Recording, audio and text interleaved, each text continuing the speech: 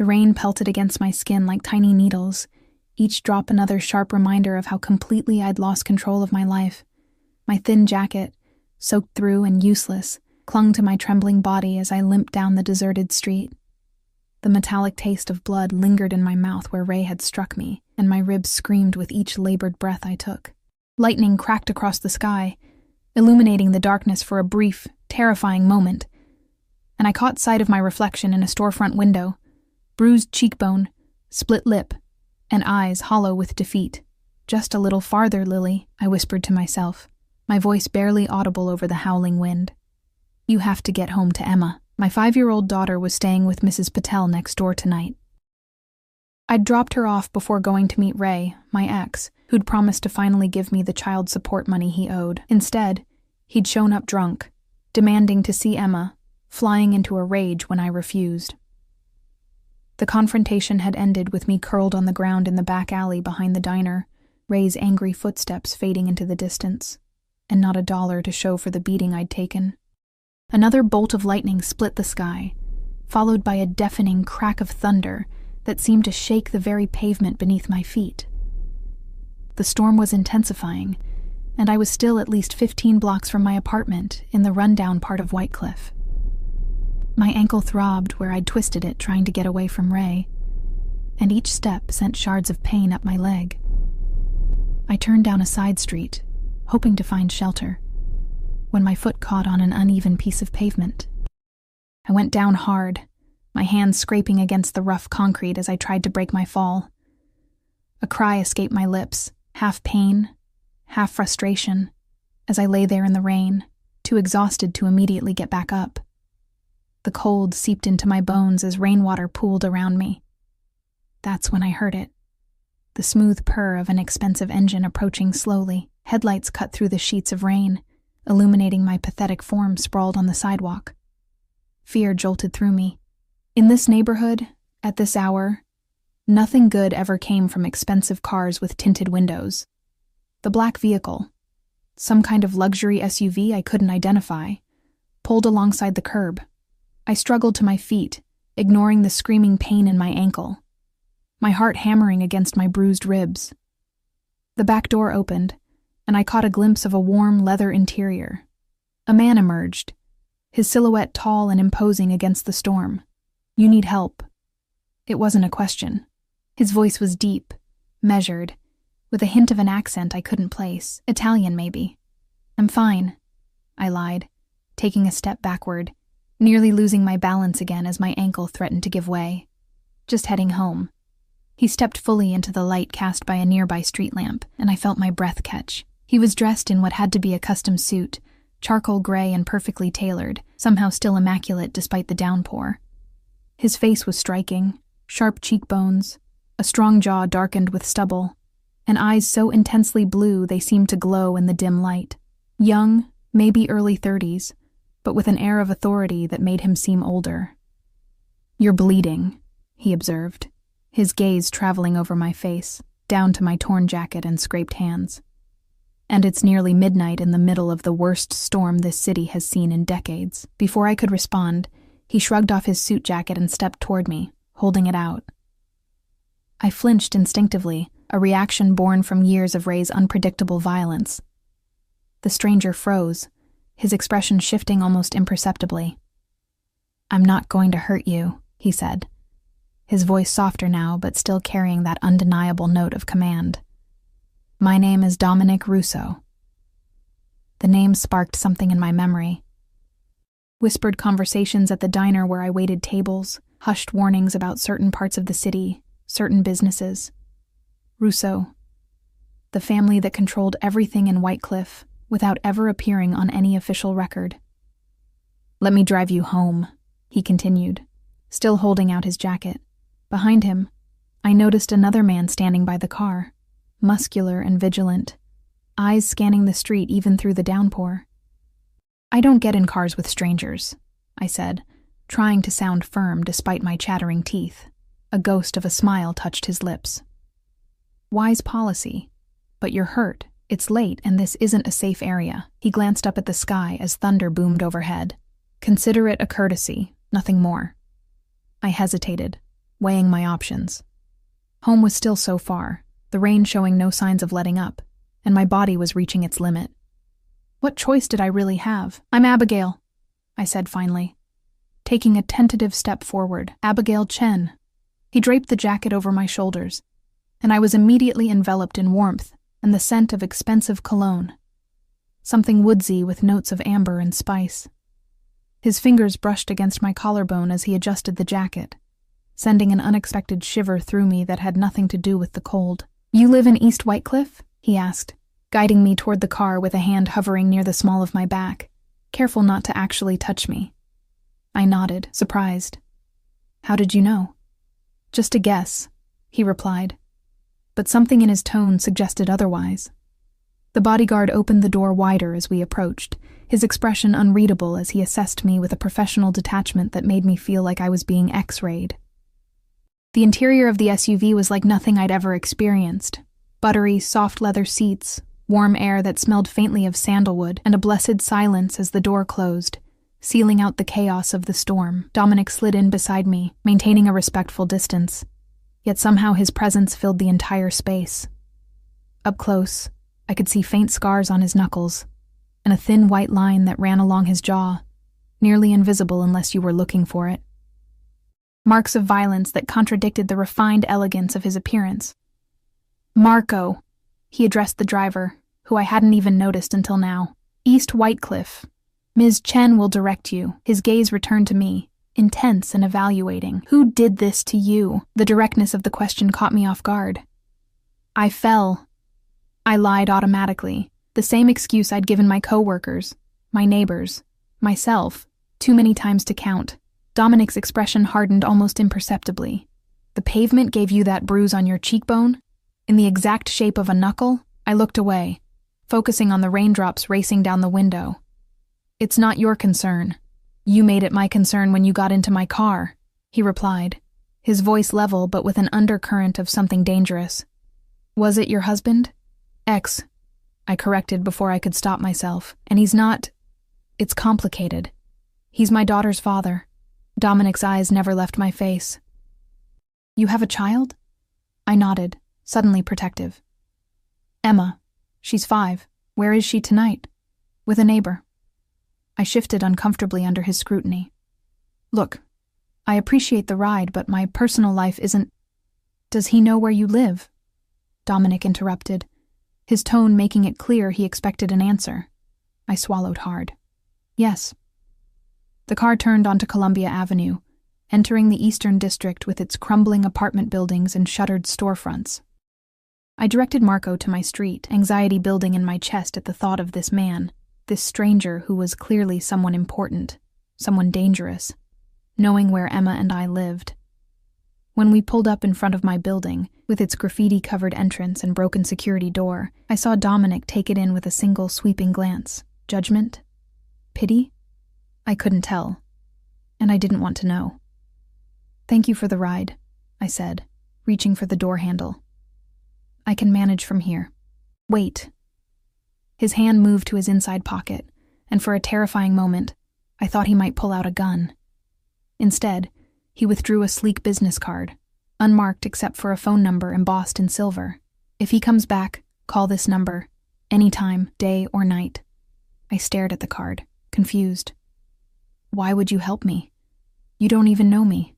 Dominic's eyes met mine, and something in them made my heart stutter. "Let's just say I have a particular dislike for men who hurt women and children." I took the card, my fingers brushing against his. A jolt of electricity seemed to pass between us, and I quickly pulled away, clutching his jacket tighter around my shoulders. "Your jacket..." "Keep it," he nodded toward my building. "Go inside, Abigail. Get some rest."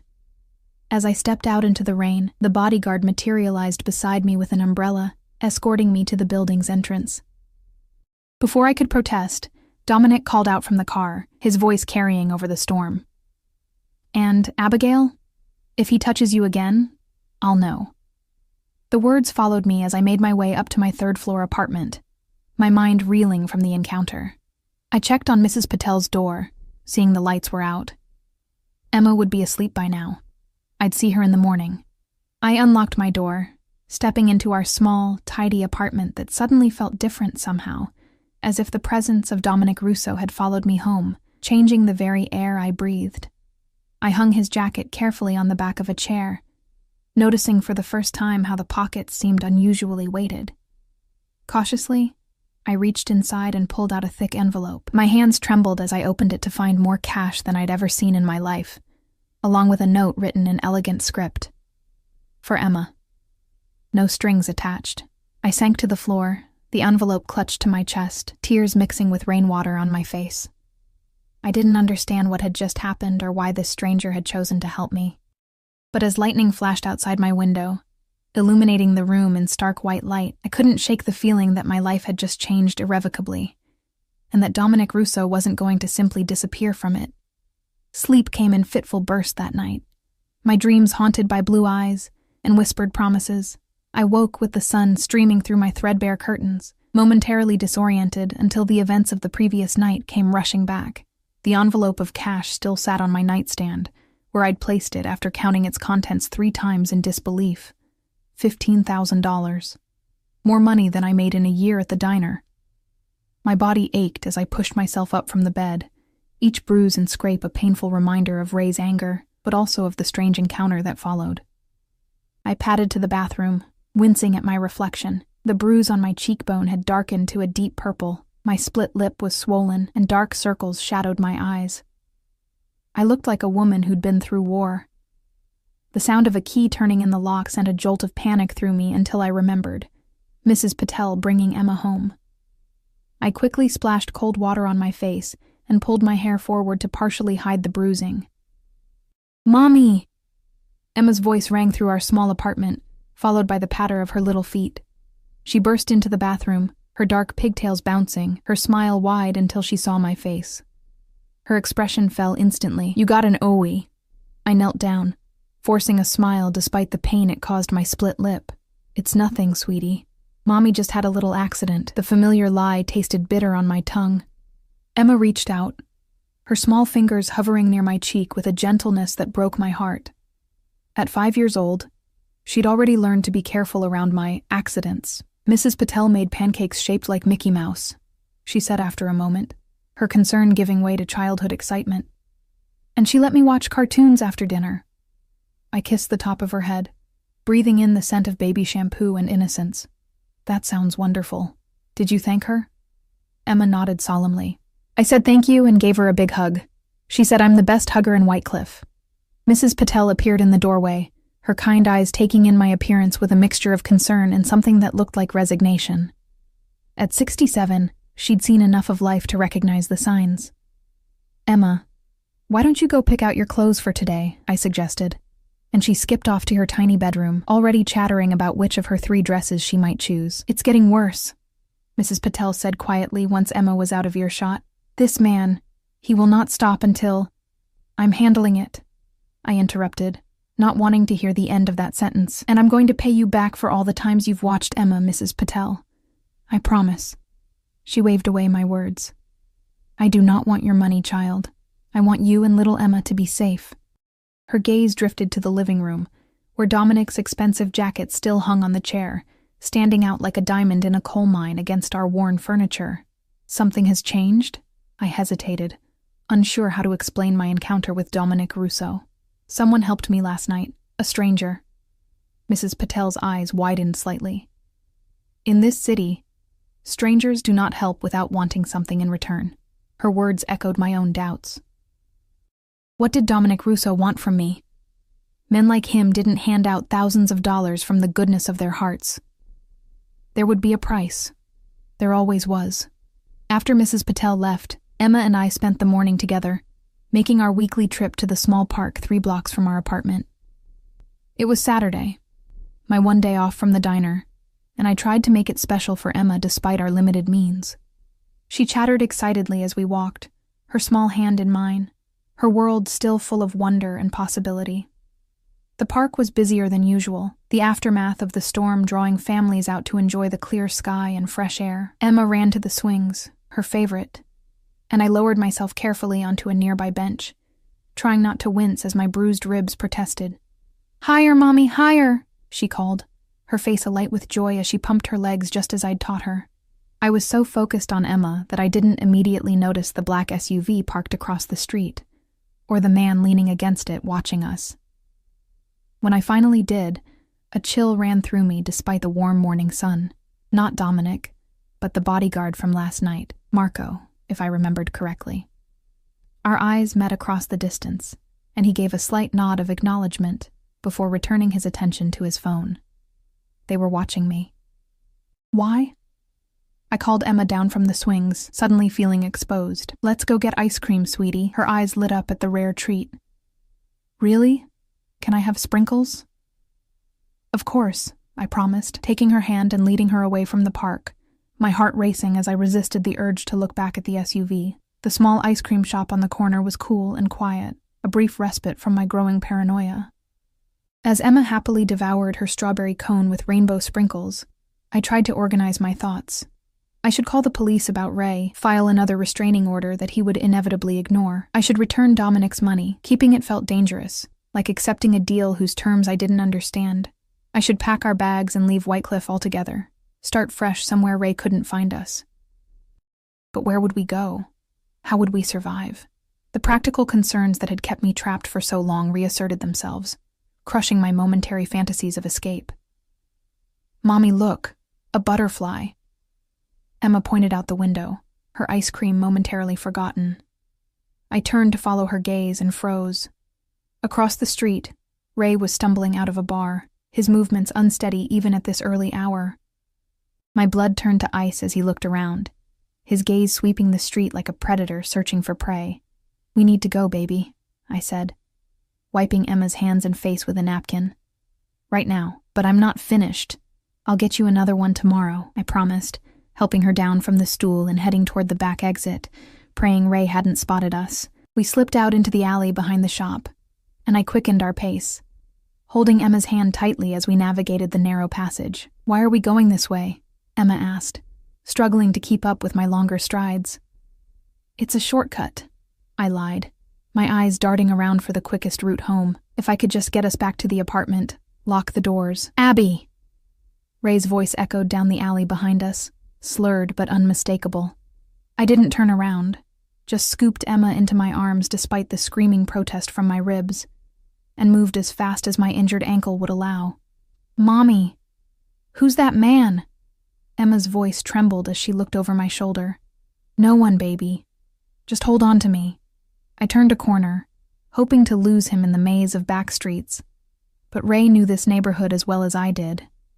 His footsteps grew louder, faster, as he gained on us. You think you can hide my daughter from me? He shouted. After everything I've done for you? Emma buried her face in my neck, her small body trembling. I'm scared, Mommy. It's okay, I whispered, though we both knew it wasn't. I turned another corner and found myself facing a chain-link fence too high to climb, especially with Emma in my arms. I set her down, pushing her behind me as I turned to face Ray. He appeared at the mouth of the alley, his face flushed with alcohol and anger, his eyes bloodshot.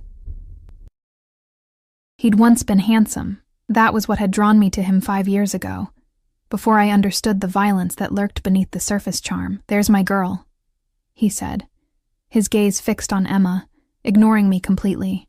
Come give your daddy a hug. Emma pressed herself against my legs, shaking her head silently.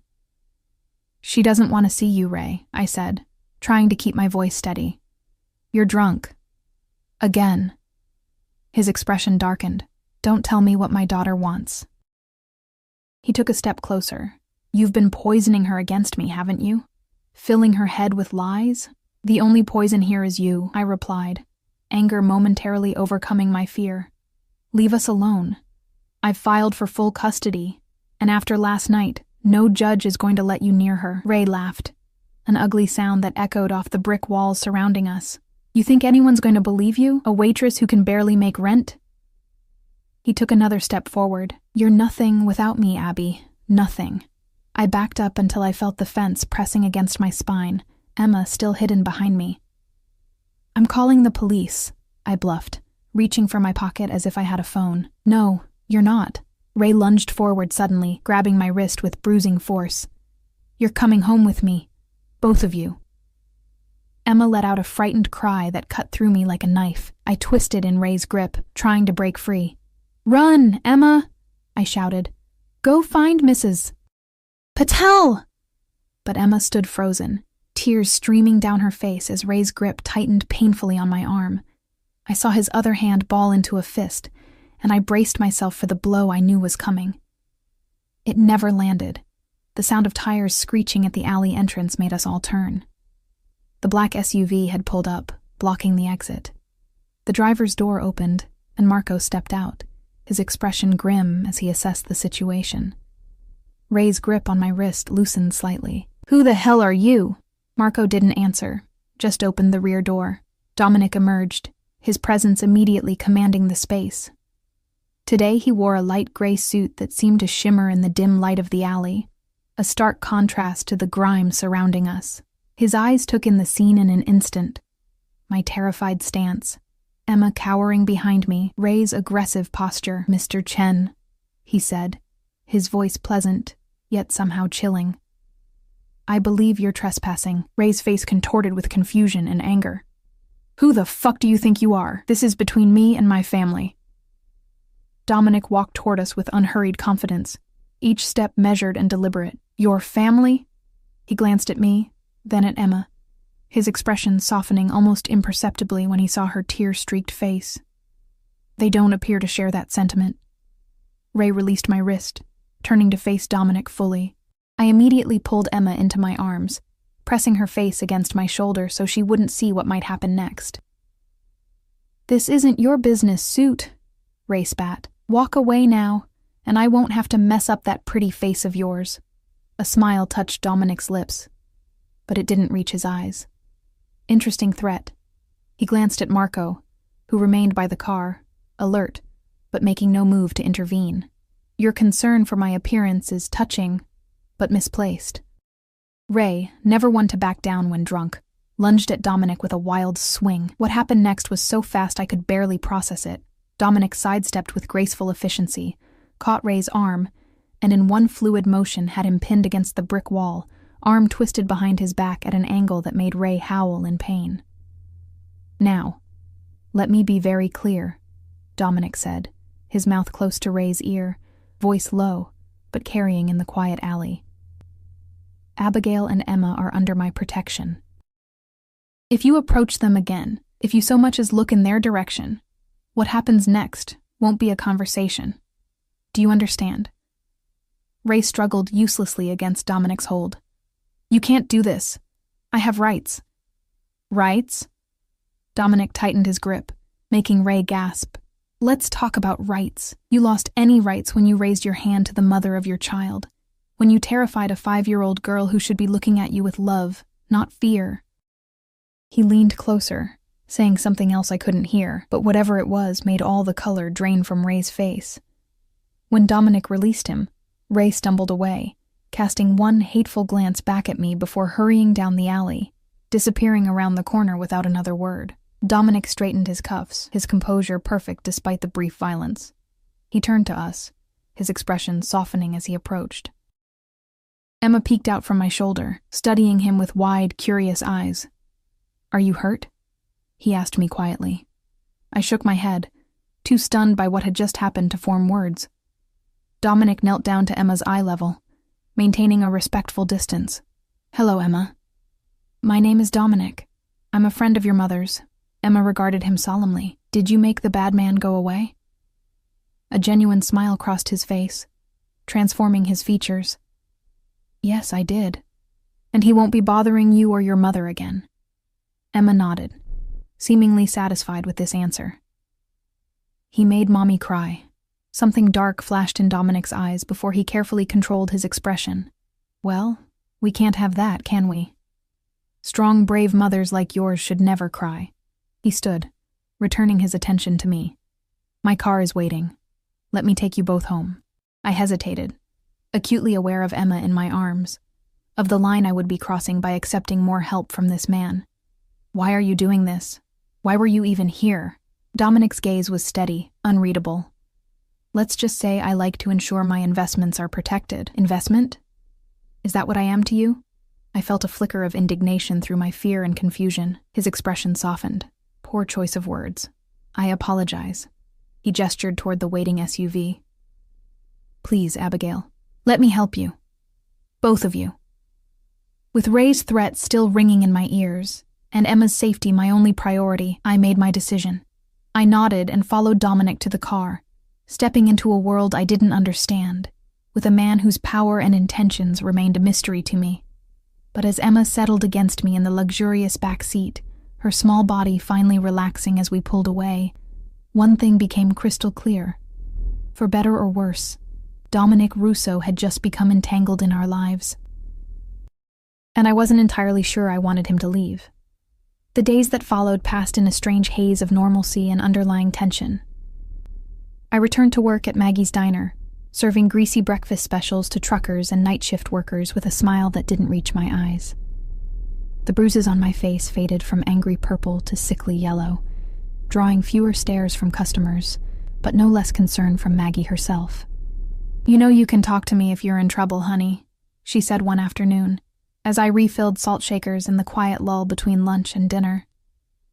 Maggie was in her 60s, tough as nails from decades of running the diner in one of White Cliff's roughest neighborhoods. She'd given me a job when no one else would, never asking questions about my past or the occasional bruises. "I'm fine," I assured her, the lie coming easily after years of practice. "Just clumsy." Maggie's lips pressed into a thin line of disbelief. "And I'm the Queen of England." She wiped her hands on her apron, leaning against the counter. "You know, it's funny, Ray hasn't been hanging around the parking lot waiting for you these past few days. Used to be he was out there like clockwork, especially when you worked late." I kept my eyes on the salt shakers, trying to hide my surprise. I hadn't seen Ray since the encounter in the alley a week ago, but I'd been too afraid to hope his absence was permanent. Maybe he finally got the message. Maybe. Maggie studied me with shrewd eyes. Or maybe it has something to do with that fancy black car that's been parked across the street during your shifts. My head snapped up. "What car?" Maggie jerked her chin toward the window. "That one. Been there every day this week. Different driver sometimes, but always the same car." I moved to the window, my heart racing as I peered through the Venetian blinds. Sure enough, the now familiar black SUV sat across the street, Marco visible behind the wheel. Our eyes met briefly before he looked away, pretending he hadn't been watching the diner. "Friend of yours?" Maggie asked, her tone carefully neutral. "Not exactly," I murmured, letting the blinds fall back into place. Maggie placed a weathered hand on my shoulder. "Listen, Abby, I don't know what kind of trouble you're in, but you be careful. In this city, help never comes without strings attached." I nodded, unable to explain that I'd been thinking the exact same thing ever since the night Dominic had found me in the rain. The money he'd given me remained untouched, hidden in the back of my closet. I'd thought about using it to move Emma and me far away from White Cliff. But something held me back, a nagging feeling that accepting Dominic's money meant accepting his presence in our lives, whatever that might entail. Yet I couldn't deny the change his intervention had brought. For the first time in years, I walked to and from work without constantly looking over my shoulder. Emma slept through the night without nightmares, and I found myself wondering more and more about the man who had swept into our lives like a storm, rearranging everything in his wake. The bell over the diner door jingled, pulling me from my thoughts. A woman entered, tall, immaculately dressed in a cream pantsuit that probably cost more than my monthly rent. Her dark hair was pulled back in a sleek ponytail, and large designer sunglasses concealed her eyes despite the overcast day outside. She surveyed the nearly empty diner before her gaze settled on me. Something about her posture, her confident stride as she approached, reminded me of Dominic. "Abigail Chen?" she asked, her voice carrying the same subtle accent as his. I nodded cautiously. "Can I help you?" She removed her sunglasses, revealing sharp, intelligent eyes that assessed me with cool efficiency. "I'm Sophia Russo. Dominic is my brother." She extended a manicured hand, which I shook hesitantly. "I'd like to speak with you, privately." Maggie raised an eyebrow from behind the counter but said nothing. I untied my apron, hanging it on a hook. I'm due for a break anyway. Sophia led me outside, nodding briefly to Marco in the SUV before guiding me to a small coffee shop 2 doors down from the diner. We settled at a table in the corner, away from the few other patrons. She ordered an espresso in flawless Italian while I asked for simple black coffee, feeling increasingly out of place. "My brother has taken an unusual interest in you and your daughter," she said once our drinks arrived, getting straight to the point. I wanted to see for myself what all the fuss was about. Heat rose to my cheeks. "There's no fuss. Your brother helped me when I was in trouble. That's all." Sophia's lips curved in a skeptical smile. "Dominic doesn't just help random women he finds on the street. He calculated every move he makes." She took a sip of her espresso, studying me over the rim of the tiny cup. "Do you know who we are, Abigail?" I hesitated, uncertain how much to reveal. "I know enough." "Do you?" She set down her cup with a delicate clink. "Our family has certain businesses in Whitecliff. Dominic oversees those businesses now that our father has retired. People don't cross him. They don't say no to him. And they certainly don't refuse his gifts." The money in my closet suddenly felt like it was burning through the floorboards of my apartment. "I never asked for his help or his money. And yet you have both." Sophia's gaze was penetrating. "Has he told you why?" I shook my head. "My brother lost someone once," she said after a moment, her voice softening almost imperceptibly. "A woman and her child. He couldn't protect them. I think perhaps he sees in you a chance to rewrite that history." Something cold settled in the pit of my stomach. "I'm not a charity case or a redemption arc for your brother." "No," Sophia agreed, surprising me. "You're not. And that's precisely what worries me." She leaned forward. "Dominic is not a man who forms attachments easily, Abigail. When he does, he becomes possessive, protective to a fault. The men who guard you day and night, that's just the beginning. He will weave himself into every aspect of your life until you can't remember what it was like before him." I swallowed hard, thinking of the SUV that followed me everywhere, the way Ray had vanished from my life as if he'd never existed. "What exactly are you saying?" Sophia sat back, her expression unreadable. "I'm saying that my brother is a dangerous man to love, and an even more dangerous man to reject." I'm not," I stammered, caught off guard by her implication. "Not yet," she said with certainty. "But I've seen how he speaks of you, how he arranged his schedule to be in that alley when your ex-husband found you." She raised a perfectly shaped eyebrow. "Did you think that was coincidence?" My coffee turned bitter in my mouth as realization dawned. "He's been watching me all along." "Of course he has." Sophia's tone suggested this should have been obvious. Dominic leaves nothing to chance. The small coffee shop suddenly felt suffocating. "Why are you telling me this? Are you warning me to stay away from him?" A slight smile touched Sophia's lips. "On the contrary, I'm simply preparing you for what's coming." She reached into her purse and withdrew an envelope, sliding it across the table.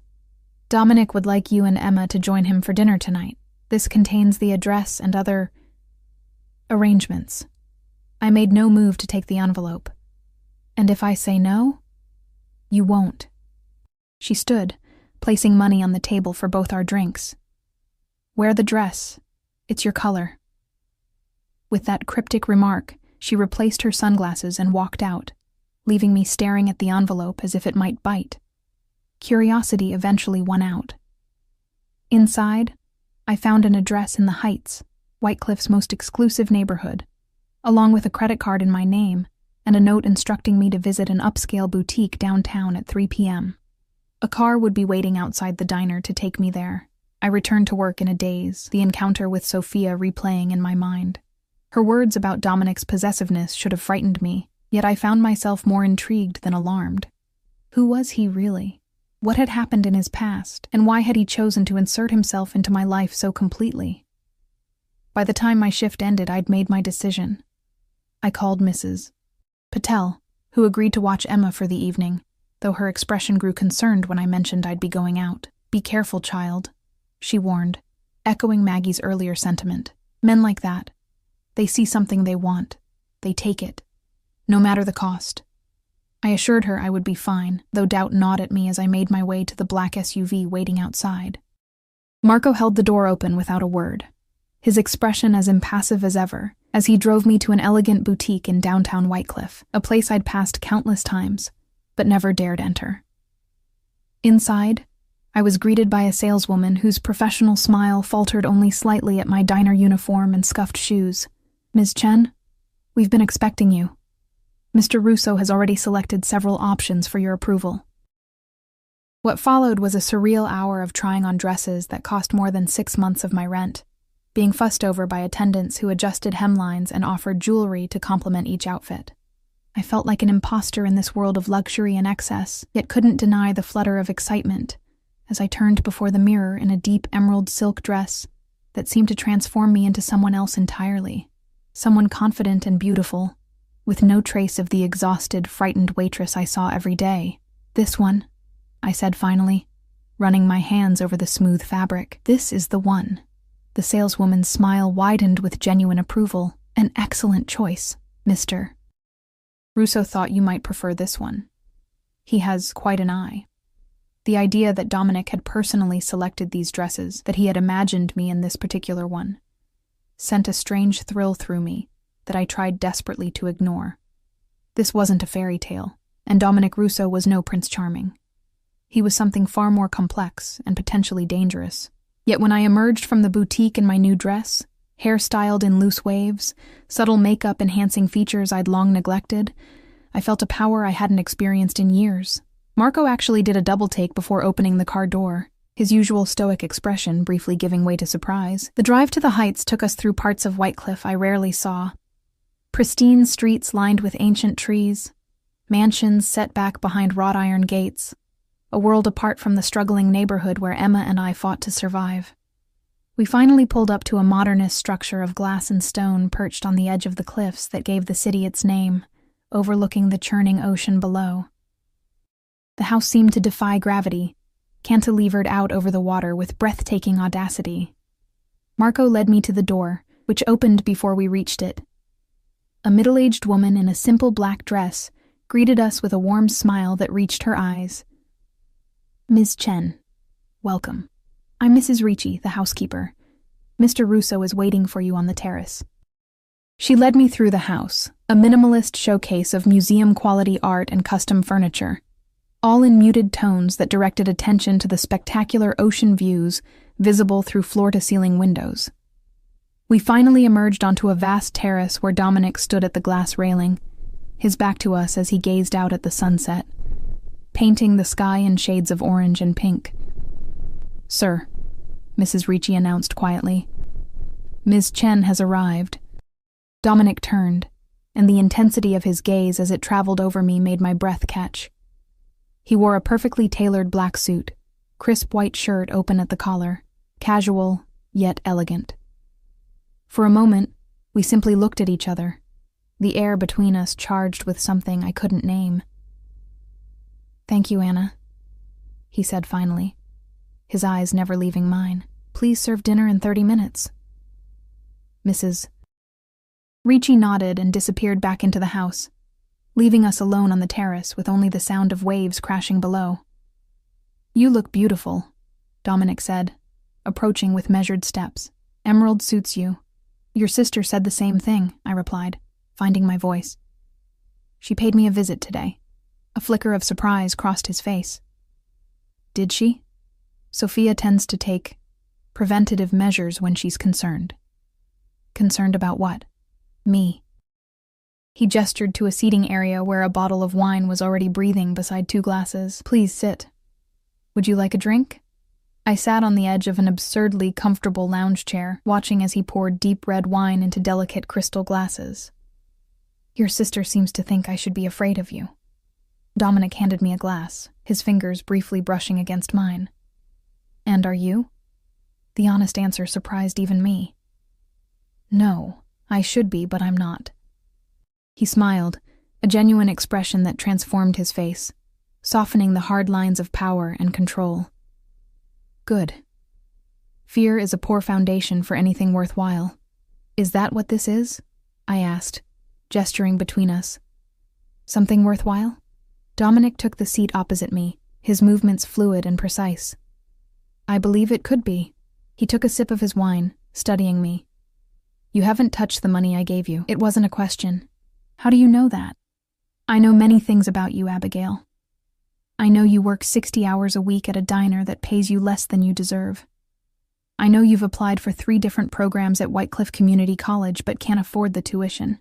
I know Emma's favorite ice cream is strawberry with rainbow sprinkles, and that she wants to be an astronaut when she grows up. A chill ran down my spine despite the warm evening air. You've been watching us. Protecting you, he corrected. There's a difference. Is there? I set my wine glass down, untouched. Your sister told me about the woman you couldn't save. Is that what I am to you? A second chance? Dominic's expression hardened almost imperceptibly. Sophia talks too much, or maybe not enough. I leaned forward. Why me, Dominic? Why did you stop that night in the rain? Why are you doing all of this? For a long moment, he was silent, his gaze drifting to the darkening horizon where stars were beginning to appear.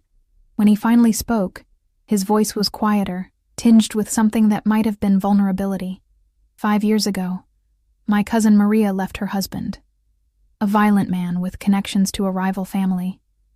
She came to me for protection, bringing her 3-year-old son. I provided an apartment, security, everything she needed. His jaw tightened. It wasn't enough. Her husband found them. By the time I arrived, it was too late. The grief in his voice was raw, genuine. I found myself reaching out, placing my hand over his without thinking. I'm sorry. His eyes met mine, surprise flickering in their depths at the contact. When I saw you that night, bleeding and broken in the rain, something in me wouldn't drive past. His hand turned beneath mine, our fingers intertwining. It wasn't just about Maria, it was about you, your strength, your dignity. Even in that moment, I recognized something in you that called to me. My heart pounded in my chest, his words stirring emotions I'd buried years ago. And now? Now, he said, his voice dropping lower. I find myself unable to stay away, unwilling to try. His thumb traced circles on my palm, sending shivers up my arm. I want to give you and Emma the life you deserve, Abigail. Safety, opportunity, everything you've been denied. And what do you want in return? I asked, the question that had been haunting me since the night he found me. Dominic's gaze intensified. Your trust. For now, that's all I ask. Before I could respond, Mrs. Ricci appeared at the terrace door. Dinner is served, sir. Dominic stood, still holding my hand, and helped me to my feet. Shall we? As he led me inside to a dining room where candles flickered on a table set for 2, I knew I was crossing a threshold. Stepping willingly into Dominic Russo's world with all its luxury, danger, and unanswered questions. Part of me screamed that this was madness, that men like him didn't simply rescue women like me without ulterior motives. Yet another part, a part that had been silent for too long, whispered that perhaps this was exactly what I needed. Not just a protector, but someone who saw value in me beyond my role as Emma's mother or Ray's former punching bag. Someone who looked at me the way Dominic did now, as if I were precious and desirable and worth fighting for. As we sat down to dinner, the ocean stretching endlessly beyond the windows, I made my decision. I would trust him, cautiously, gradually, and see where this unexpected path might lead. For tonight, at least, I would allow myself to feel beautiful and desired, to imagine a life where Emma and I were safe, where possibilities stretched before us like the star-filled sky above Dominic's house on the cliff. What I didn't yet understand was just how completely that decision would transform my life, and how dangerous Dominic Russo could truly be, not to me, but to anyone who threatened what he had claimed as his. Life has a way of shifting beneath your feet when you least expect it. One moment, you're a struggling single mother counting pennies for rent. The next, you're navigating a relationship with a man whose world operates by entirely different rules. In the weeks that followed that dinner on the cliff, Dominic became a steady presence in our lives, never imposing, always attentive. He never stayed overnight, maintaining a respectful distance that both frustrated and relieved me. Our relationship existed in a strange limbo, intimate conversations and lingering touches that never quite crossed the final boundary. I sensed he was letting me set the pace, waiting for me to decide when I was ready for more. Emma, with a child's simple wisdom, accepted him without question. "Mr. Dom," she called him, her face lighting up whenever he appeared. He brought her educational toys and books rather than the extravagant gifts I feared, and spent hours patiently answering her endless questions about the world. I watched from the kitchen one evening as he helped her build a model of the solar system, his hands I knew could be deadly, gently guiding hers as they placed tiny planets in their orbits. "Jupiter's the biggest," Emma informed him seriously, "but Saturn has the prettiest rings." "That's right," Dominic agreed, his voice softer than I'd ever heard it. "And do you know which planet is the hottest? It's not the closest to the sun." Emma's forehead wrinkled in concentration. "Venus?" His smile was genuine, proud. "Exactly right. You're very smart, Piccola Stella." "What does that mean?" she asked, looking up at him with curious eyes. "Little star," he translated, carefully hanging the completed model from the ceiling. "Because you shine so brightly." Something warm unfurled in my chest as I watched them, a feeling I was afraid to name. This dangerous man with his empire built on violence and fear was somehow gentle, patient, even tender with my daughter. It was a side of him I suspected few ever saw. Later that night, after Emma had fallen asleep surrounded by her new books about space, Dominic and I sat on my small balcony, sharing a bottle of wine he'd brought.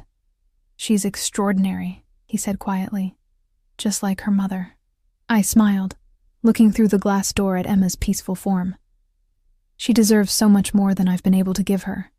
"You've given her everything important," Dominic replied, his hand covering mine on the railing.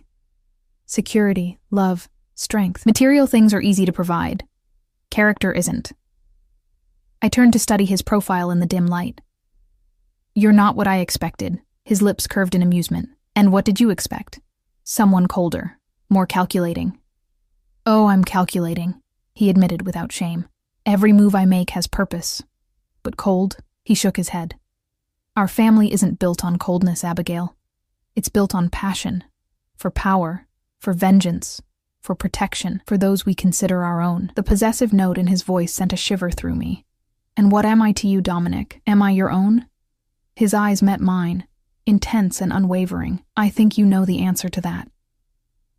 He left soon after, kissing me chastely at the door, leaving me frustrated and confused by the contradictions he embodied. I was falling for a man whose full reality I still didn't understand. A man who could discuss astronomy with a 5-year-old one moment and order violence the next. The protective bubble Dominic had created around Emma and me felt secure, but increasingly restrictive. Marco or another guard was always nearby, following discreetly when I went to work or took Emma to school. Dominic had offered repeatedly to move us to a better apartment, even to a house in a safer neighborhood. But I'd refused, clinging to this last shred of independence. I'd accepted smaller gifts, Emma's educational toys, new winter coats for both of us, a laptop so I could finally enroll in online courses at the community college. But moving into a home he provided felt too much like surrender, like acknowledging that my life and my daughter's were now completely entwined with his. One afternoon, about 2 months after that rainy night when Dominic had found me, I was working the late shift at the diner when Maggie approached, her expression troubled. "There's someone asking for you," she said, nodding toward a booth in the corner. "Says he's your cousin." I frowned, setting down the coffee pot. "I don't have a cousin." Maggie's eyes narrowed. "That's what I thought. Want me to call your friend with the fancy car outside?" I glanced through the window, seeing Marco in his usual spot across the street. "No, I'll handle it." Taking a deep breath, I approached the booth. The man sitting there was in his early 30s, thin and wiry with sharp, assessing eyes. He didn't look familiar, but something in his demeanor, the way he scanned the exits, how his hand stayed close to his jacket, reminded me of Dominic's men. "Can I help you?" I asked, staying at a safe distance. He smiled thinly. "Abigail Chen? My name is Vincent. I work for Alessandro Conti." When I didn't react, his smile widened. I see Russo hasn't shared much about the business landscape of our city. I'm working, I said flatly. What do you want? Vincent leaned forward. Mr. Conti would like to speak with you. He has a proposition that might interest you, one that involves your daughter's future. Ice flooded my veins at the mention of Emma. I don't know who you or Mr. Conti are, but you need to leave, now. Mr. Conti doesn't appreciate being dismissed, Vincent said, his pleasant tone unchanged but his eyes hardening, especially by a woman who's clearly become Dominic Russo's latest project. Is there a problem here? I turned to find Sophia standing behind me, elegant as always in a tailored black pantsuit, her expression pleasant, but her eyes cold as she assessed Vincent. Vincent's demeanor shifted subtly. Ms. Russo, I wasn't aware you frequented establishments like this. I go wherever my family's interests are threatened, Sophia replied smoothly. She turned to me. Abigail, I believe Emma's school just called. Something about her feeling unwell. Why don't you go check on her? I'll keep your friend company. The implied order was clear. I nodded, untying my apron as Vincent's eyes darted between us, calculating. This conversation isn't finished, he called after me as I headed for the door. Oh, I think it is, I heard Sophia reply, before the door closed behind me. Marco was already waiting outside, the car door open. Get in, he said, his usual stoic expression replaced with urgency. We need to move. What's happening? I demanded as we pulled away from the curb. Is Emma really sick? Who is Alessandro Conti? Emma is fine, Marco assured me, checking the rearview mirror frequently as he drove. Ms. Russo created a diversion to get you out safely. As for Conti, he frowned. He's the head of a rival organization. Your involvement with Mr. Russo has attracted his attention. Fear gripped me. I need to get to Emma. Now. Already handled. 2 of our men picked her up from school 10 minutes ago. They're taking her to the safe house. Safe house? My voice rose in panic. What safe house? Where is my daughter? Marco's expression softened slightly.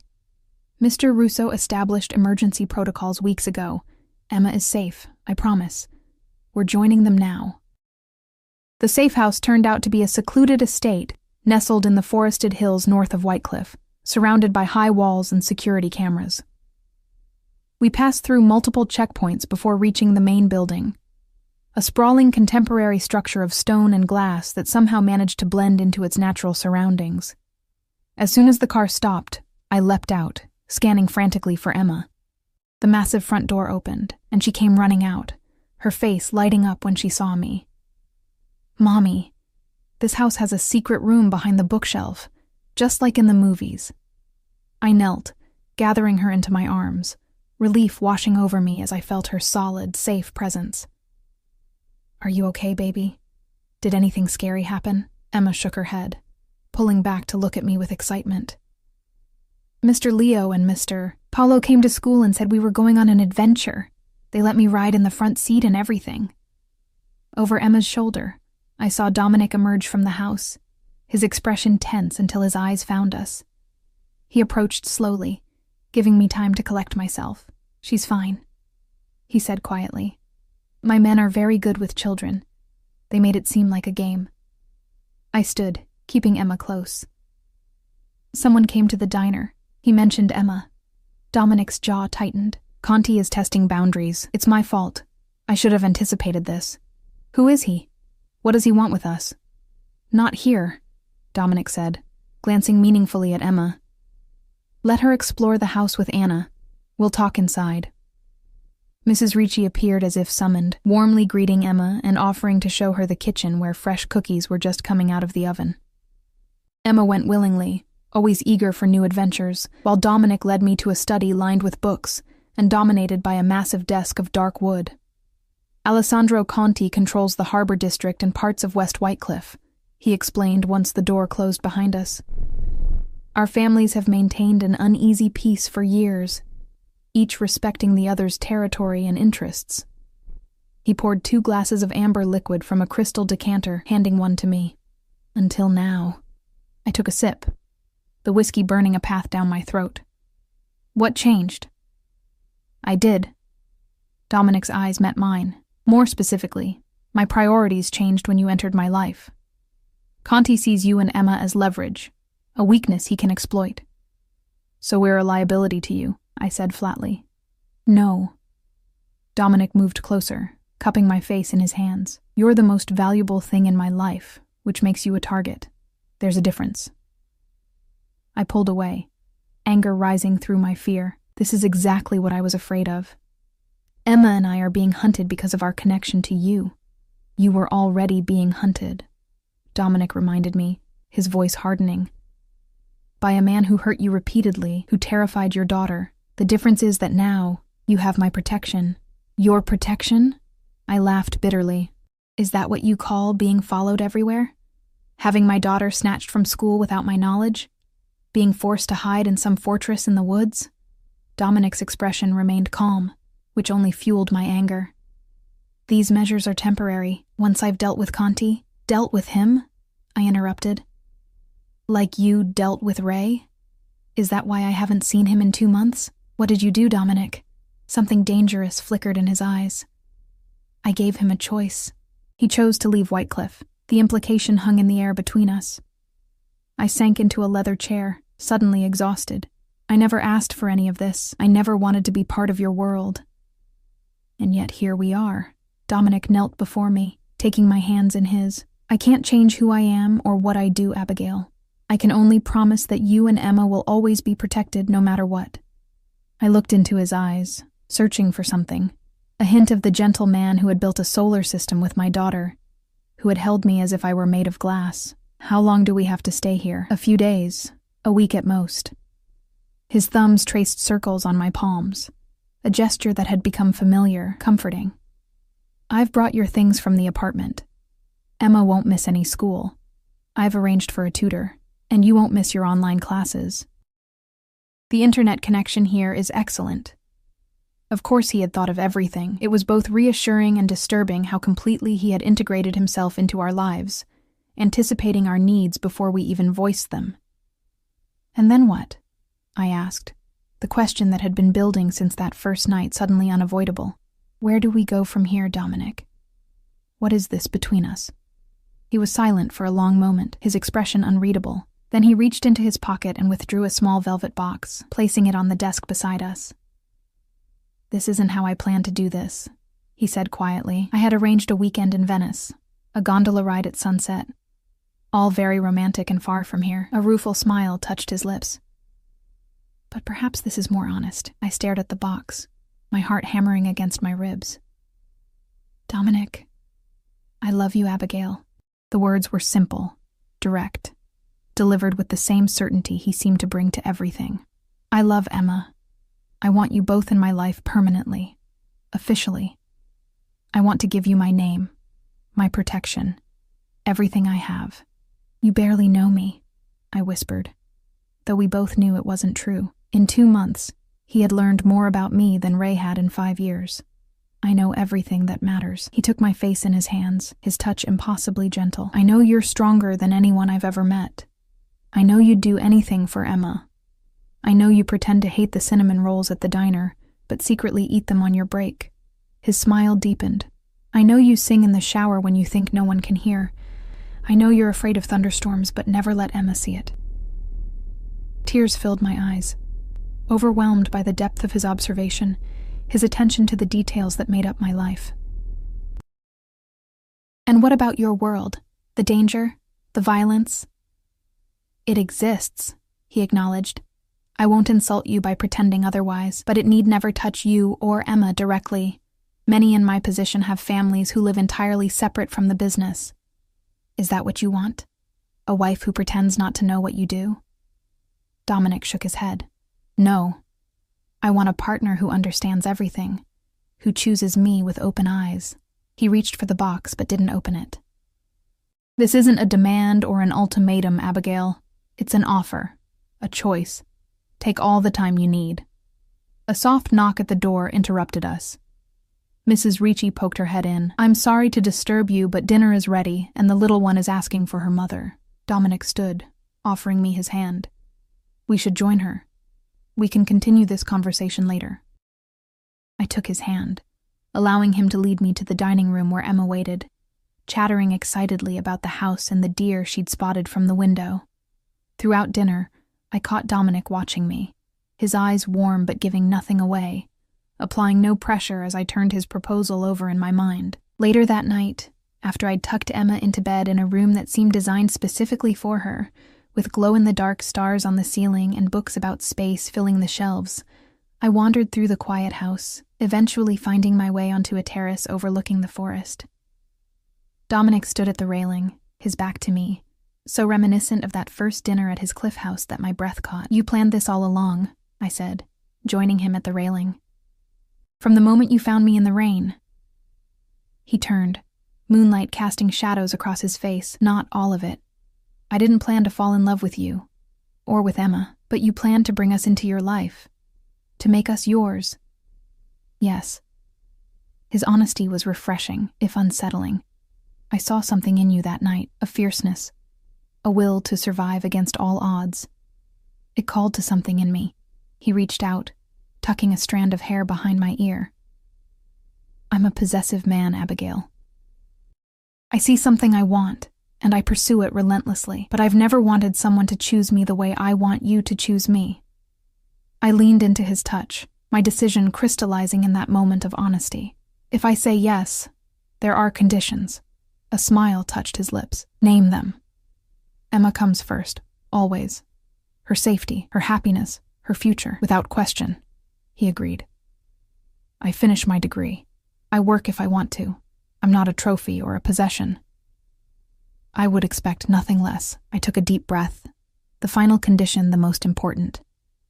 "And I need to know everything, Dominic. No secrets about your business, your enemies, your past. If I'm going to be your wife, I need to understand exactly what that means." Something shifted in his expression. Surprise, respect, and perhaps a hint of concern. "The more you know, the more complicated your position becomes." "I'm already in the middle of a war I didn't start," I pointed out. "At least let me understand the battlefield." Dominic was silent for a long moment, considering. Finally he nodded. "Complete transparency. You'll know everything I know, but understand what you're asking, Abigail. Once you cross that line, there's no going back." I stepped closer, erasing the careful distance he always maintained between us. "I crossed that line the moment I got into your car that night. I just didn't know it yet." His arms encircled my waist, drawing me against him. "Is that a yes, then?" In answer, I reached up, threading my fingers through his hair, and pulled his mouth down to mine. The kiss was gentle at first, questioning, before deepening into something urgent and consuming. All the tension, the careful restraint of the past 2 months, dissolved in a rush of heat and need. His hands tightened on my waist, lifting me effortlessly onto the railing as my legs wrapped around him, pulling him closer. "Wait," he murmured against my mouth. Reaching into his pocket, he withdrew the velvet box, opening it to reveal a ring that caught the moonlight. A deep blue sapphire surrounded by diamonds, elegant and understated despite its obvious value. "Ask me again." "Properly." I laughed softly, taking the ring from the box. "Dominic Russo, will you marry me?"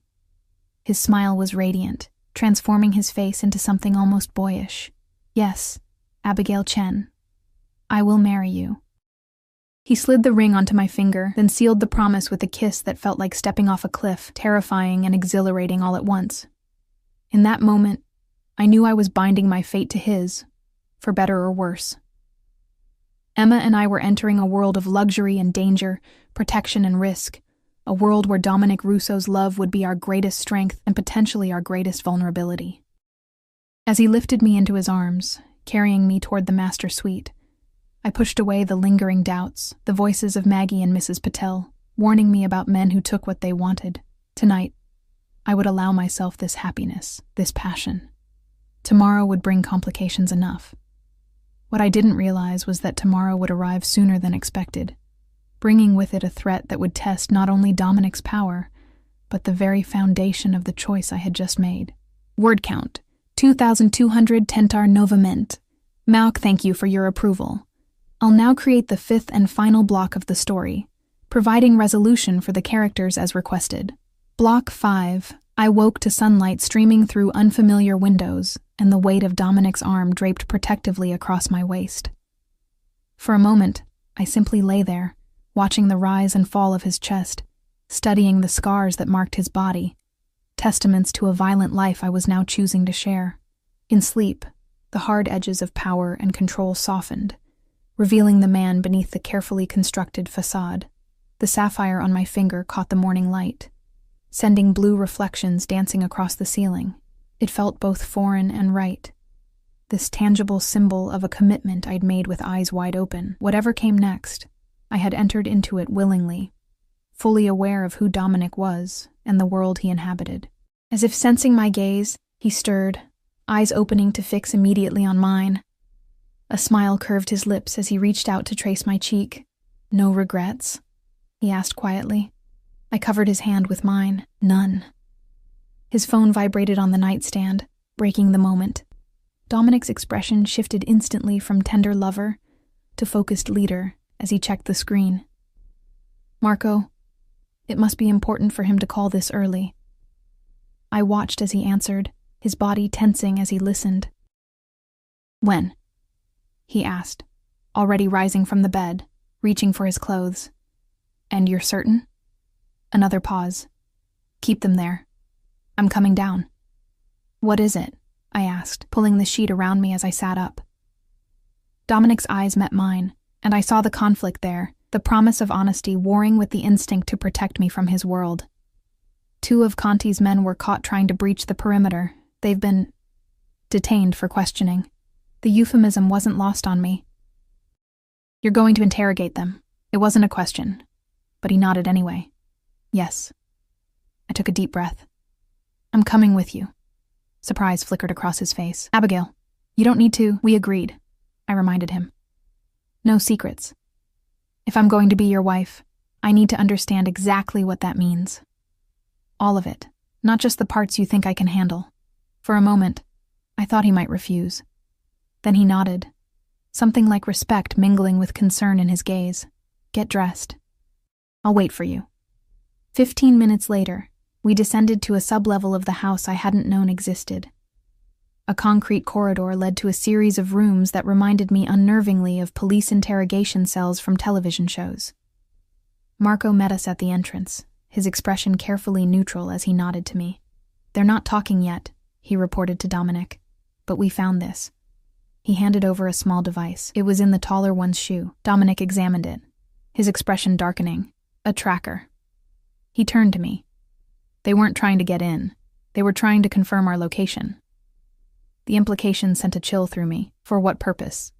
"That," Dominic said grimly, "is what we're going to find out." He led me to a room with a one-way mirror looking into an interrogation cell, where 2 men sat handcuffed to metal chairs. One was older, with graying hair and the weathered look of a career criminal. The other was younger, probably no more than 25, with a defiant tilt to his chin, despite the fear evident in his eyes. "Are you sure about this?" Dominic asked quietly. "What happens in there won't be gentle." I steeled myself, thinking of Emma sleeping peacefully upstairs, unaware of the danger that had followed us. "I'm sure." Dominic nodded to Marco, who entered the room first. Dominic followed, his entire demeanor transforming as he crossed the threshold, back straightening, expression hardening into something cold and calculating, power radiating from him like a physical force. "Gentlemen," he greeted them, his voice deceptively pleasant. "I trust Marco has made you comfortable." The older man spat on the floor. "Go to hell, Russo." Dominic smiled, but it didn't reach his eyes. "That's not a very productive start to our conversation, Mr. Vega." "Thin," he turned to the younger man. "And you must be Tony Gallo. New to Conti's organization, aren't you? First big assignment?" The younger man's eyes widened slightly, revealing Dominic's guess as accurate. "Now," Dominic continued, circling the table, "let's discuss why Alessandro sent you to my private residence, with a tracker no less." He placed the small device on the table. Was he hoping to find something, or someone? Vega maintained his stony silence, but young Tony shifted uncomfortably in his chair. "I understand loyalty," Dominic continued. "It's an admirable quality, but misplaced loyalty?" He shook his head. "That's just wasteful." He leaned closer to Tony. Did Conti tell you what happened to the last men he sent to challenge me? No? He smiled again. That same chilling expression. Ask Vega. He knew them. The older man's jaw tightened, a flash of something, grief, crossing his face before he masked it. You took something that belongs to him, Vega said finally. He wants it back. Dominic's posture shifted subtly, the only indication that the words had affected him. I've taken nothing that was ever his. The woman, Vega clarified, his eyes flicking toward the mirror as if he knew I was watching. And the child. They were promised to him as payment for a debt. Ice flooded my veins as understanding dawned. Ray. This had something to do with Ray. Dominic's voice dropped dangerously low. Explain. Chen owed Conti money, a lot of money. Gambling debts, drugs, the usual story. Vega shrugged, as if discussing merchandise rather than human lives. When he couldn't pay, Conti offered him a deal. His debt would be forgiven if Conti could have the woman and child. As what? Dominic's control was slipping, anger bleeding through. Hostages? Leverage? Vega's smile was ugly. The woman's pretty. The girl's young enough to be trained. Use your imagination. What happened next was so fast I barely processed it. Dominic moved like liquid lightning, grabbing Vega by the throat, slamming him backwards with enough force to overturn the chair. Marco didn't intervene, simply shifted to block the younger prisoner's view of what was happening. You tell Alessandro, Dominic said, his voice deadly quiet as he pressed down on Vega's throat, that if he ever comes near my family again, there won't be enough left of him to identify. You tell him that Abigail Chen and her daughter are under my protection, my name, my blood. And you tell him that Ray Chen signed his own death warrant the moment he tried to sell them. He released Vega, who gasped for air, fear finally breaking through his tough exterior. Dominic straightened his cuffs, composure returning like a mask sliding back into place. Marco, see that our guests are escorted back to Conti territory. Alive, but with a clear understanding of my message. He turned to leave, then paused. And find Ray Chen. I want him brought to me, tonight. I stepped back from the mirror as Dominic exited the interrogation room, my mind reeling. Ray had tried to sell us. To settle a debt, he had offered Emma and me to a man like Alessandro Conti, knowing exactly what that would mean for us. The father of my child, the man I had once loved, had been willing to condemn us to unimaginable horror. Dominic found me leaning against the wall, fighting waves of nausea. Without a word, he gathered me into his arms, his embrace fierce and protective. I'm sorry, he murmured against my hair. You shouldn't have had to hear that. Yes, I should have. I pulled back to look at him. I needed to understand the truth, all of it. His eyes searched mine. And now that you do? Now I know I made the right choice, I said, realizing the truth of it as the words left my mouth. With you, we have a chance. Without you. The alternative was too horrifying to contemplate. A question nagged at me, one I was afraid to ask but needed to know. When you said Ray signed his death warrant, do you mean... Yes. No evasion, no softening of the truth. For what he tried to do to you and Emma, there's only one punishment. Part of me should have been horrified, should have protested or pleaded for mercy. But that part was silenced by the mother in me, the protector who would do anything to keep her child safe. Ray had crossed a line that could never be uncrossed. I understand, I said finally. Something in Dominic's expression shifted. Relief, perhaps, that I hadn't recoiled from this darkest aspect of his world. He took my hand, leading me back toward the upper levels of the house. Go to Emma. Stay with her. I need to make arrangements. The day passed in a strange haze of normalcy and underlying tension. I helped Emma with her lessons from the tutor Dominic had arranged, played board games with her in the sunlit living room, took her for a walk through the secure grounds of the estate. All the while, Dominic and his men moved through the house with purpose, making calls, checking security systems, preparing for something I tried not to think about too closely. As evening fell, Mrs. Ricci prepared a special dinner, Emma's favorite spaghetti and meatballs, and I focused on making the meal feel festive and normal, despite the armed guards visible through the windows, patrolling the perimeter. Mr. Dom says we're having a vacation, Emma said, as she twirled pasta onto her fork with careful concentration. But it feels more like an adventure, I smiled, reaching across the table to wipe sauce from her chin. It is an adventure, sweetheart. And soon we'll be going on an even bigger adventure. Her eyes widened. Really? Where? I glanced at Dominic, who nodded slightly, encouraging me to continue. Well, Mr. Dom has asked us to come live with him, in a new house with a big yard where you can play. Emma's face lit up. Forever and ever? Forever and ever, Dominic confirmed, his eyes meeting mine over her head. If that's what you want. Will I still go to my school? Will I still see Mrs. Patel? You'll go to a new school, I explained gently, with more resources, more opportunities. But we'll visit Mrs. Patel often, I promise. Emma considered this seriously, her little brow furrowed in thought. Will you be my daddy now? She asked Dominic suddenly, with the direct simplicity only a child could manage. The question caught him off guard. For the first time since I'd known him, Dominic seemed genuinely at a loss for words. I would be honored, he said finally, his voice rough with emotion. But only if you want me to be, Emma nodded decisively. I do. My old daddy was mean and made Mommy cry. You make her smile. She returned to her spaghetti, the matter settled in her mind with perfect clarity. Dominic's eyes found mine across the table, a wealth of unspoken feeling passing between us. In Emma's simple assessment lay a profound truth.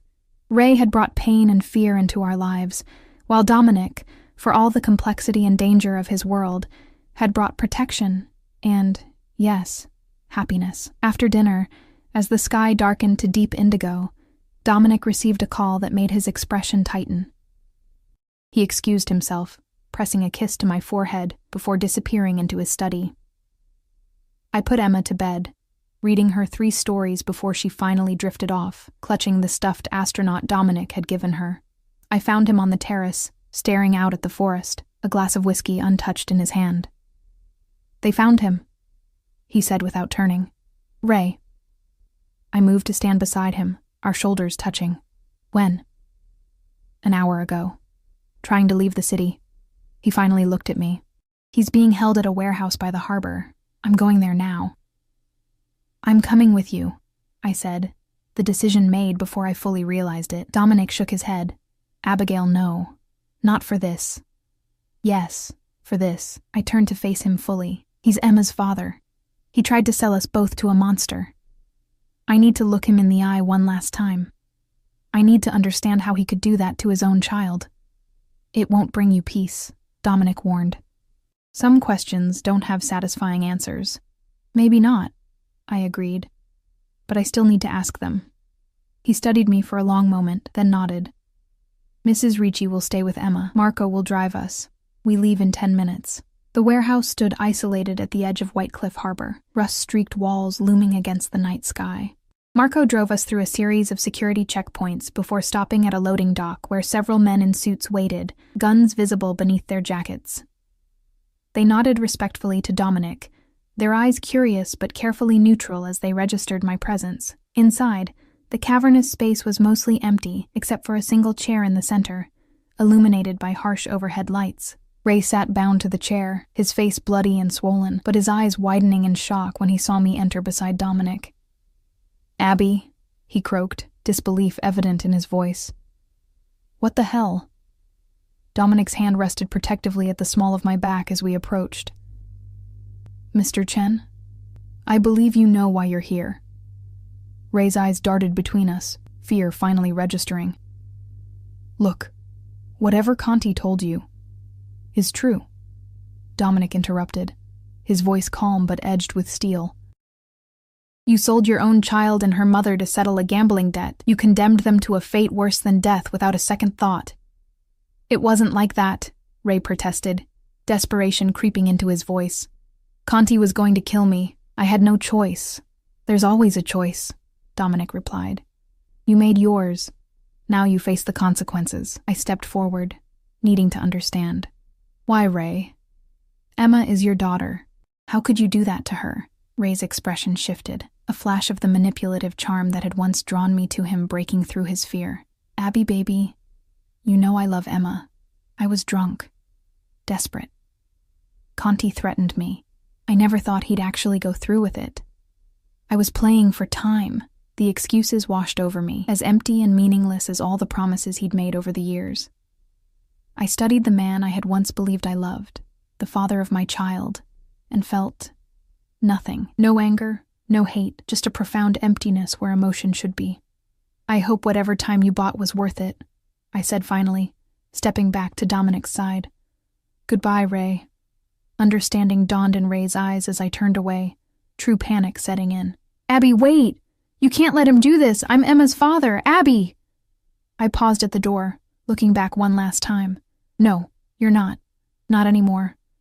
Dominic and I walked silently back to the car, his arm around my waist, supporting me though I found I didn't need it.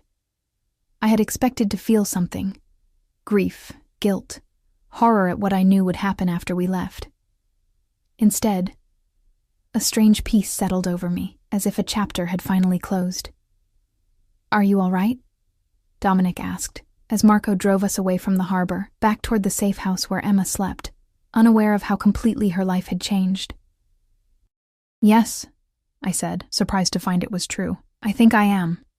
He took my hand, the sapphire on my finger catching the glow of passing streetlights. "What happens next is your decision, Abigail. We can stay in Whitecliff, or we can go somewhere new. Italy, perhaps, or anywhere you choose. Emma can have the best education, every opportunity. You can finish your degree, pursue whatever career you want. And your business?" I asked. "Your responsibilities here?" Dominic's expression was resolute. "Family comes first. Always. The business can be managed from anywhere, or passed to someone else if necessary. Sophia is more than capable." The magnitude of what he was offering, his willingness to reshape his entire world around Emma and me, took my breath away. "I don't want to run," I decided. "Whitecliff is our home, but I want somewhere safe for Emma, somewhere she can grow up without fear." "The Heights," he suggested. "The house on the cliff. It's secure, beautiful, close enough to the city for convenience but removed from the day-to-day operations." I nodded, the future taking shape in my mind. A life of privilege and protection, yes, but also of purpose. I want to finish my degree, and then...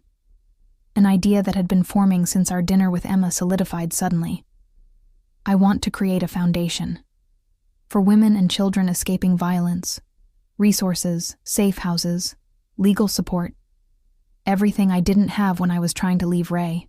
Dominic's eyes warmed with pride and something deeper. "Done. Whatever you need to make it happen, and I want you," I added, reaching up to touch his face. "Not just your protection or your resources. You. The man who builds solar systems with a 5-year-old. The man who found me in the rain and saw something worth saving." His hand covered mine against his cheek. "You never needed saving, Abigail. You just needed someone to recognize your strength, to give you the chance to save yourself." As Marco drove us back through the darkened forest, I rested my head on Dominic's shoulder, contemplating the strange, unexpected path that had led me here. 2 months ago, I had been a battered, exhausted single mother with no hope of escape. Now I was engaged to one of the most powerful men in Whitecliff, planning a future that once would have seemed impossible. The road ahead wouldn't be easy. There would be challenges, dangers, compromises. Dominic's world would always contain elements of violence and risk. But for the first time in years, I faced the future without fear, not because someone else would protect me, but because I had found the courage to choose my own path, to build a life on my own terms. Emma would grow up loved, safe, educated. She would have opportunities I could once only dream of providing. And she would have a father who cherished her, who saw her brilliance and nurtured it, rather than trying to dim her light. As for me, I had found not just safety or security, but passion, purpose, and a love that had appeared in the most unexpected circumstances. Dominic Russo was a complex man with a dangerous life, but he was also the man who had seen me at my most vulnerable and recognized my strength rather than exploiting my weakness. When we reached the safe house, Dominic helped me from the car, pulling me into his arms beneath the star-filled sky. "No regrets?" he asked again, searching my face. I smiled, standing on tiptoe to press my lips to his. No regrets.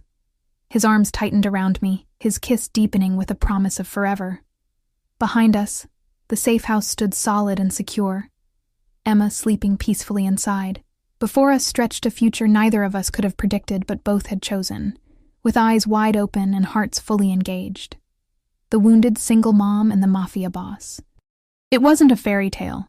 It was something far more real, more complex, and ultimately more meaningful. A choice made not from desperation or fear, but from strength and clarity. A recognition that sometimes protection comes from unexpected sources, and that true safety lies not in hiding from the world, but in facing it alongside someone who values you exactly as you are. As we walked hand in hand back into the house that would temporarily shelter us until our new life began, I felt the final pieces of my old self. The scared, beaten woman in the rain fall away. In her place stood someone new. Abigail Chen Russo. Protected, yes, but also protector. Loved, but also lover. Safe at last, but more importantly, finally truly free.